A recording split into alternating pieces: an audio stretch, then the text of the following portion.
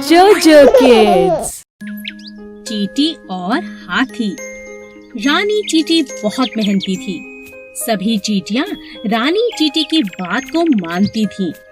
मिलजुल कर वे अपना घर बना रही थी। उसी जंगल में अप्पू नाम का एक हाथी भी रहता था, जो बहुत शैतान था। वह सभी जानवरों के साथ बहुत मस्ती करता था। जब चींटियों का घर बनकर तैयार हो गया, तब वे अपने लिए खाना जमा करने लगी। तुम लोग इतनी मेहनत क्यों करते हो? कितना थक जाते होंगे। मैं अपनी सूंड से तुम्हारे घर को कभी भी नष्ट कर सकता हूँ। ये मेरे बाएं हाथ का खेल है। ऐसा कहकर अप्पू ने अपनी सूंड में पानी भरना शुरू किया। कुछ पानी पिया और कुछ चींटियों पर डाला। रानी चींटी को बहुत बुरा लगा। उसने कहा, हम बहुत दिनों से इतनी मेहनत कर रहे हैं अप्पू, पानी डालकर हमारी मेहनत को बर्बाद मत करो। मैं जो चाहूँ कर सकता हूँ। तुम बहुत घमंडी हो अप्पू। हम सभी जानवरों को मिलजुल कर जंगल में रहना चाहिए। हम सब एक दूसरे के काम आ सकते हैं। तुम इतनी छोटी चींटी, तुम मेरी कोई मदद नहीं कर सकती। कुछ दिनों बाद जंगल में एक शिकारी आया। उसने अप्पू को पकड़ने के लिए जाल फैलाया और अप्पू उस जाल में फंस गया। तभी रानी चींटी की नजर शिकारी पर पड़ी। उसने अप्पू हाथी की जान बचाने की सोची। वह अप्पू के पास गई और बोली, अप्पू दोस्त, घबराओ नहीं। मेरा दोस्त चूहा तुम्हारा जाल काट देगा और इस शिकारी को तो मैं मजा चखाती हूँ। सभी चींटियां शिकारी के पास गईं और उसे जगह जगह काटने लगी। शिकारी डर से तिलमिला उठा और जंगल छोड़कर भाग गया। चूहे ने अप्पू का जाल काट दिया। अप्पू ने चींटियों से माफी मांगी और कहा, मुझे माफ कर दो चींटी रानी, हम सबको मिलजुल कर रहना चाहिए। आज से मैं भी तुम्हारा दोस्त हूँ। एक घने जंगल में एक पेड़ पर कालू कौवा अपना घोंसला बनाकर रहता था। उसी पेड़ के नीचे एक सांप का बिल था। एक दिन कालू जब भोजन की तलाश में गया, तो पीछे से सांप ने उसके अंडों को खा लिया। जब कौवा वापस अपने घोंसले में आया, तो अपने बच्चों को ना पाकर बहुत उदास हो गया। कौवे को सांप पर शक भी हुआ और उसने फिर सांप से पूछा, भाई सांप, क्या तुमने किसी को मेरे घोंसले की तरफ आते देखा? किसी ने मेरे अंडों को खा लिया है? नहीं नहीं, मैंने किसी को नहीं देखा। मुझे नहीं पता तुम्हारे अंडे किसने खाए। कुछ समय बाद फिर से ऐसा ही हुआ, पर इस बार कौवे ने सांप को अपने अंडे खाते हुए पकड़ लिया। अच्छा, अब समझ आया, तुम ही मेरे अंडों को खा जाते हो। मुझे तुम पर पहले ही शक था। तुम्हारी इतनी हिम्मत कैसे हुई? मेरे अंडों को खा गए। मुझे भूख लगी थी, इसीलिए मैंने तुम्हारे अंडों को खा लिया। तुम मेरा कुछ नहीं बिगाड़ सकते। इतना कहकर सांप अपने बिल में चला गया। कालू बहुत उदास हो गया और उसने सांप से बदला लेने की सोची। फिर वह उड़ता हुआ राजा के महल की तरफ चला गया। तभी उसकी नजर महारानी पर पड़ी, जो तालाब में स्नान कर रही थी। महारानी के कीमती जेवर तालाब के किनारे पड़े थे, जिनकी निगरानी उनके सिपाही कर रहे थे। कालू कौवे को एक उपाय सूझा। वह एक लंबा सा हार अपनी चोंच में फंसाकर उड़ने लगा। सभी सैनिक कौवे का पीछा करने लगे। कालू ने चालाकी से उस हार को सांप के बिल में डाल दिया। जब सैनिकों ने बिल में डंडा मारा, तब बाहर निकला सांप, जिसके गले में महारानी का हार था। सैनिकों ने पीट पीट कर सांप को जान से मार दिया और हार ले लिया। इसी तरह कालू कौवे ने सांप से अपना बदला ले लिया। एक जंगल में एक बहुत ही खतरनाक शेर रहता था। क्योंकि वह जंगल का राजा था, इसीलिए वो कभी भी किसी को भी खा जाता। एक दिन जब राजा अपनी गुफा में आराम कर रहा था, तभी एक छोटे से चूहे की नजर शेर पर पड़ी। अरे वाह, इतना बड़ा शरीर, इतने बड़े बड़े पंजे, इनके तो दांत भी बहुत नुकीले लग रहे हैं। शेर राजा जी का तो कोई मुकाबला नहीं कर सकता। तभी सब जानवर इनसे इतना डरते हैं। चलो गुफा में अंदर चल के देखता हूँ। जैसे ही चूहा शेर के पास पहुँचा, अचानक शेर की आंख खुल गई और उसने चूहे को दबोच लिया। अरे वाह, आज तो भोजन खुद चलकर मेरे पास आ गया, मजा आ गया। मुझे माफ कर दो राजा जी, मैं तो गलती से आपके पास आ गया। मुझे खाकर तो आपकी भूख भी नहीं मिटेगी। हो सकता है मैं आपके कभी काम भी आ जाऊं। चूहे की यह बात सुनकर राजा के मन में दया आ गई और उसने कहा, ठीक है, वैसे भी मेरा पेट आज बहुत भरा हुआ है। जाओ, मैं आज तुम्हें छोड़ता हूँ, लेकिन दोबारा ऐसी गलती मत करना। और इस तरह चूहे की राजा ने जान बख्श दी। एक दिन राजा शेर भोजन की तलाश में नदी किनारे पहुँचा। वहाँ उसे शिकारियों ने अपने जाल में फंसा लिया। गुस्से में आकर शेर जोर जोर से दहाड़ने लगा। ये तो राजा जी की आवाज है। लगता है हमारे राजा किसी मुसीबत में है। चलो उनकी रक्षा करते हैं। चूहे ने जब शेर को जाल में फंसा देखा तो अपने दोस्तों के साथ तुरंत जाल को काट दिया और अपने राजा की जान को बचा लिया। शेर को खुला पाकर शिकारी भी भाग खड़े हुए।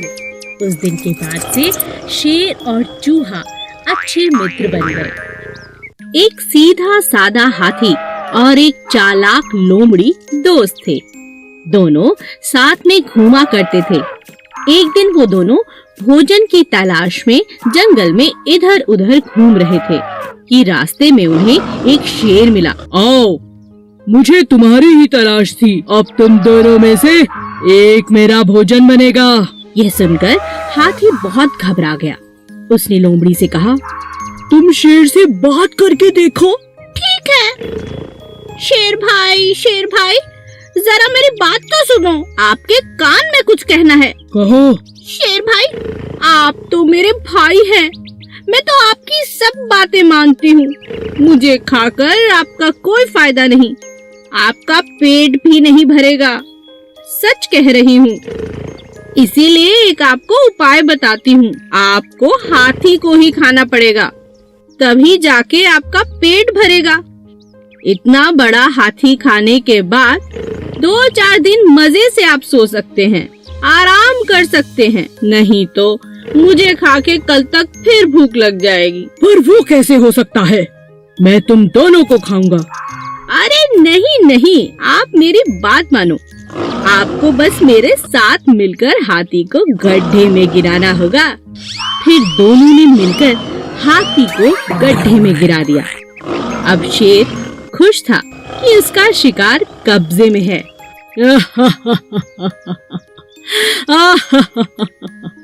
अब तुम इधर आओ चालाक लोमड़ी। खुद को बहुत चालाक समझती हो। अपने प्रिय दोस्त हाथी को भी मेरे लिए धोखा दे दिया। ऐसा कहकर शेर ने लोमड़ी को अपने पंजों में पकड़ लिया और उसे खा गया, जो दगाबाज थी। एक गांव में एक किसान रहता था जो बहुत ही दयालु था। गांव के पास ही एक घना जंगल था जहां बहुत सारे जंगली जानवर रहते थे। इन जंगली जानवरों को पकड़ने के लिए शहर से शिकारी शिकार करने के इरादे से वहां आते थे। एक दिन शिकार के दौरान शेर को शिकारी का तीर लग गया, पर इससे पहले कि शिकारी शेर को पकड़ पाते, वह भागकर किसान के घर के आगे बेहोश होकर गिर पड़ा। किसान ने जब घायल शेर को देखा तो उसने शेर की मरहम पट्टी की और साथ में भोजन भी कराया। कुछ दिन बाद जब शिकारी दोबारा जंगल में आए तो वह उसी शेर को पकड़ने में कामयाब हो गए। हमें शहर तक पहुंचने में 2 दिन लग जाएंगे। शेर तो मांसाहारी होता है, क्यों ना इसे जंगल से कुछ शिकार करके खिला दें। हाँ हाँ, ये ठीक रहेगा।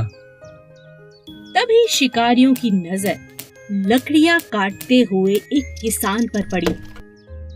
यह वही किसान था जिसने शेर की मदद की थी, उसकी जान बचाई थी। शिकारी ने जबरदस्ती किसान को पकड़ा और शेर के पिंजरे में डाल दिया। सुनो शेर, अब यही तुम्हारा भोजन है, इसे खाओ। शेर बहुत गुस्से में था और भूखा भी, लेकिन जैसे ही वह किसान के पास पहुंचा, उसने किसान को पहचान लिया और उसे चाटने लगा।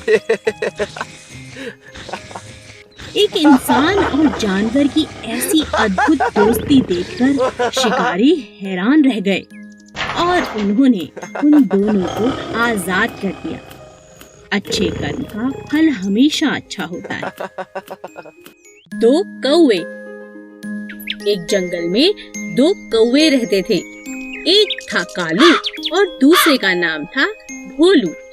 दोनों मिलजुल कर साथ साथ रहते थे, लेकिन उनमें से कालू बहुत चालाक और हट्टा कट्टा था और बेचारा भोलू जैसा नाम वैसा ही सीधा और सादा था। एक दिन कालू और भोलू में बहस हो गई।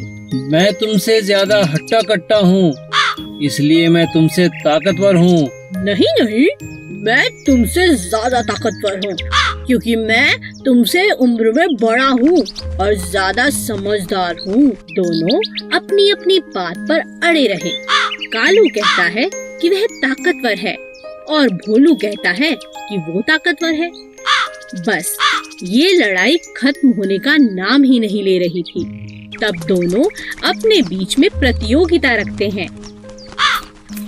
जो भी अपनी चोंच में एक थैली में कुछ भरकर जितना ज्यादा ऊपर उड़ेगा, वो ही ताकतवर होगा। कालू बहुत चालाक था।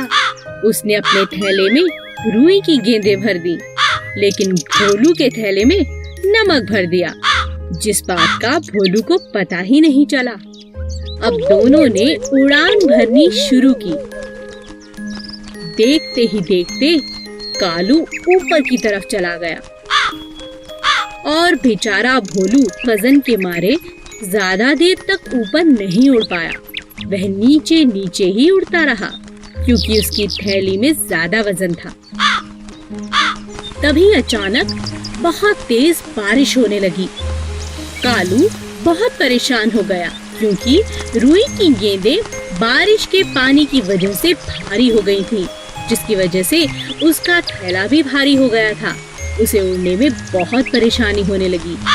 लेकिन भोलू को बारिश अच्छी लगने लगी, क्योंकि बारिश के कारण उसका थैला अब हल्का हो गया था, क्योंकि बारिश के कारण उसके थैले में रखा नमक घुलने लगा था। अब भोलू ऊपर उड़ने लगा और उसने चुनौती भी जीत ली। हमें किसी को धोखा नहीं देना चाहिए। आलसी तोता। एक पेड़ पर 2 तोते रहते थे, किट्टू और मिट्ठू। एक बहुत आलसी और दूसरा बहुत ही समझदार था। एक दिन समझदार तोते ने देखा कि पेड़ की जड़ से एक बेल निकल गई है, जो पेड़ का सहारा लेकर चढ़ती जा रही है। अरे देखो, हमारे पेड़ पर एक बेल ऊपर की तरफ आ रही है। चलो मिलकर इसे काट दें। मुझे तुम्हारी सहायता चाहिए दोस्त। मैं अकेले इस बेल को नहीं काट सकता। आज तो मैं बहुत थका हुआ हूँ, हम कल काट लेंगे। ठीक है दोस्त, पर हम कल इसे जरूर काट लेंगे। अगले दिन फिर से तोते ने मिट्ठू को आवाज लगाई। मिट्ठू मिट्ठू देखो, बेल तो दिन प्रतिदिन लंबी होती जा रही है। आओ इसे काट दें। कहीं शिकारी आ गए तो इसके सहारे हमारे बच्चों तक पहुंच जाएंगे। तुम्हें इतनी जल्दी क्या है, कर लेंगे। मिट्ठू तुम बात को समझो, अभी तो बेल नाजुक है, मिलकर हम इसे काट सकते हैं। अगर ये सख्त हो गई तो इसे काटना बहुत मुश्किल होगा। ऐसा करते करते कई दिन निकल गए और बेल पक्की हो गई। तोता रोज मिट्ठू को आवाज लगाता, लेकिन मिट्ठू कोई ना कोई बहाना बनाकर टाल देता। किट्टू तोता अपने बच्चों को लेकर दूसरे एक ऊंचे पेड़ पर जाने को मजबूर हो गया, क्योंकि उसे पता था कि मजबूत बेल के सहारे कभी भी शिकारी आकर उसके बच्चे ले जा सकते हैं। मिट्टू, मैं अपने बच्चों के साथ दूसरे एक ऊंचे पेड़ पर रहने जा रहा हूँ। क्या तुम भी चलोगे? यहाँ रहना सुरक्षित नहीं है। मिट्ठू तोता आलसी होने की वजह से हर काम कल पर टालता रहा। इसी तरह एक दिन जब शिकारियों की नजर मिट्ठू के बच्चों पर पड़ी, तो उन्होंने मजबूत बेल पर चढ़कर मिट्ठू के बच्चों को उठा लिया। अंत में मिट्ठू को अपने आलसीपन के कारण बहुत पछताना पड़ा। Please subscribe.